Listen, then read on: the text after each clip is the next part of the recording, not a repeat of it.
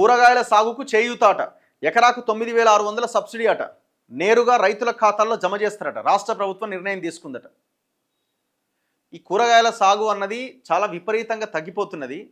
ప్రతి ఒక్కరూ వరి వరి వరి వేస్తున్నారు. దీనికి రకరకాల కారణాలు ఉన్నాయి. ఎందుకు? ఒకవేళ నష్టపోతే వాళ్ళకి ప్రోత్సాహకాలు లేకపోవడం ఒకటి. రెండోది, ఈ కోతుల సమస్య కూడా చాలా తీవ్రంగా వేధిస్తున్నది. ఇప్పుడు ఆల్టర్నేట్ క్రాపే లేదు అసలు తెలంగాణలో, అంత దారుణంగా ఉన్నది. ఏదేసినా కోతుల సమస్య చాలా తీవ్రంగా ఉన్నది. మీరు ఇటు కరీంనగర్ కానీ హుజూరాబాద్ కానీ ఏరియాలకు వెళ్తే మన దగ్గర ఇక్కడ చూడు, ఇక్కడనే కాదు, మొత్తం కోతులతో నిండి, మనుషులు ఎంతమందిరో కోతులు అంతమంది తయారైనాయి. సో ఇట్లాంటి సిచ్యువేషన్లో ఇట్లాంటి పండ్ల తోటలు కానీ పూల తోటలు కానీ ఏ రకమైన కూరగాయల తోటలు కానీ పండించలేనటువంటి పరిస్థితి. సో రాష్ట్ర ప్రభుత్వం ఏదో నిర్ణయం తీసుకుందట. రాష్ట్రంలో కూరగాయల కొరతను అధిగమించేందుకు బృహత్తర కార్యక్రమం ద్వారా వాటి సాగును భారీ ఎత్తున ప్రోత్సహించాలని రాష్ట్ర ప్రభుత్వం నిర్ణయించింది. 2025-26 ఆర్థిక సంవత్సరంలో కొత్తగా 10,000 ఎకరాల్లో సాగు చేపట్టేందుకు వీలుగా రైతులకు సబ్సిడీ అందించేందుకు సంకల్పించింది. ఒక్కో ఎకరంలో 6 టన్నుల కూరగాయల ఉత్పత్తి ఖర్చును అంచనా వేసి, అంటే ఎకరానికి 6 టన్నుల కూరగాయల ఉత్పత్తిని అంచనా వేసి అందులో 40% రైతుల ఖాతాల్లో జమ చేయబోతున్నదట. ఒక్కో రైతుకు గరిష్టంగా 5 ఎకరాల వరకు ఈ సబ్సిడీ వర్తిస్తుందట.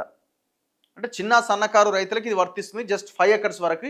దీనికి సంబంధించిన కార్యాచరణ చేపట్టాలని వ్యవసాయ శాఖ మంత్రి తుమ్మల నాగేశ్వరరావు ఉద్యాన శాఖను ఆదేశించారు. ప్రస్తుతం రాష్ట్రంలో 1,35,000 ఎకరాల్లో ప్రతి సంవత్సరం 14,64,000 టన్నుల కూరగాయలు ఉత్పత్తి అవుతున్నాయట. రాష్ట్ర వ్యవసాయ విశ్వవిద్యాలయ సర్వే ప్రకారం రాష్ట్ర అవసరాలకు మాత్రం 26 లక్షల టన్నులు కావాలి. అంటే ఎంత గ్యాప్ ఉన్నది? దాదాపు ఒక 10 లక్షలకు పైన టన్నుల గ్యాప్ కనిపిస్తున్నది. ఇందుకు అదనంగా 1,33,000 ఎకరాల్లో 12,68,000 టన్నులు ఉత్పత్తి చేయించాలని ప్రభుత్వం గుర్తించింది. ఇందులో భాగంగా ఈ ఏడాది 10,000 ఎకరాల్లో అదనంగా కూరగాయల సాగు చేపట్టాలనేది లక్ష్యం. దీనికోసం సమీకృత ఉద్యాన మిషన్ పథకం కింద సహాయం అందించేందుకు మంత్రి ఆదేశించారు. ఎకరంలో కూరగాయల సాగుకు అవసరమైన విత్తనాలు, ఎరువులు, పురుగు మందుల కొనుగోలు, సస్యరక్షణ, పోషక యాజమాన్యం కోసం 24,000 ఖర్చు అవుతుందని ఉద్యాన శాఖ గుర్తించింది.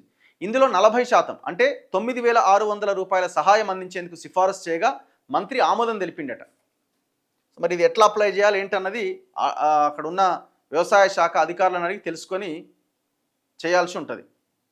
టమాటా, వంకాయ, బెండ, క్యాబేజీ, క్యాలీఫ్లవర్, మిర్చి, బీర, క్యాప్సికం, చిక్కుడు, కాకర, దొండ, సొరకాయ తదితర తోటల సాగుకు ముందుకొచ్చే రైతులు స్థానిక ఉద్యానాధికారికి దరఖాస్తు చేసుకుంటే ఈ ప్రాజెక్టు కింద ఎంపిక చేస్తారట.